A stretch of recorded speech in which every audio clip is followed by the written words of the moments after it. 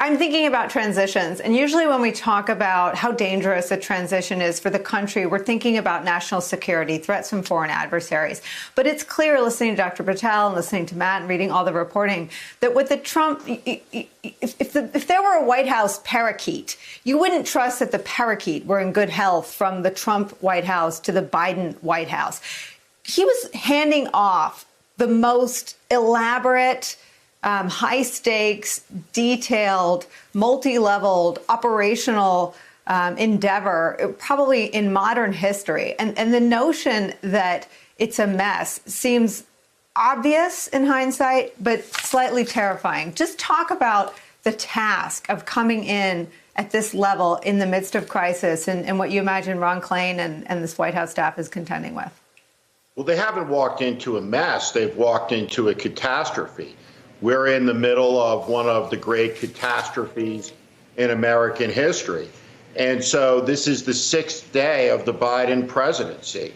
And there is no president, with the possible exception of Lincoln at the edge of civil war, who has been dealt a tougher hand than this president because, like Lincoln, and this stood until Trump became the president, Lincoln followed the worst president in American history, not named Trump. And so following the worst president means everywhere you look, there's disaster. Let's just look at one example. You talked about Jared Kushner. This is important to understand because we throw around words like evil loosely. But there was a meeting in the White House. We worked in the White House and we're familiar with those rooms in the West Wing of the White House. And there was PowerPoint. And there were computers. There was coffee and bagels, I'm sure.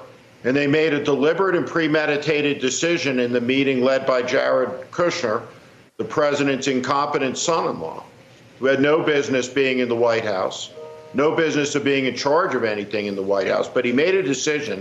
There would be no national response because the virus, in his estimation, was going to do the damage in the blue states.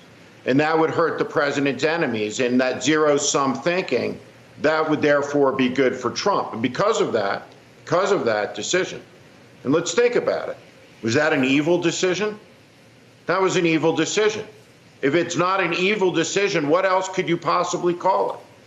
It was not just an incompetent decision. It was purposeful and premeditated. It is the amorality. Yeah. It is the incompetence. It is the staggering malice that in the middle of this catastrophe, Donald Trump did everything he possibly could out of spite, out of his own failing campaign and bruised ego. He did everything he could to make it harder for this president to fix the catastrophe that Trump had wrought.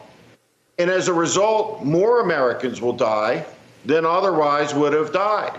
And it will take more time than it otherwise would have taken. But we have very, very competent and able people back at the helm of government who know exactly what they're doing. The president has communicated clearly and honestly. He's talked about the difficulties. He's talked about the stakes and the challenges that we have to unify as a country to face.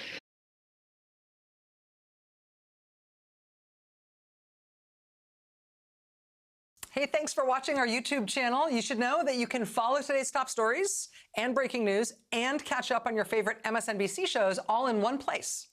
Download the NBC News app today.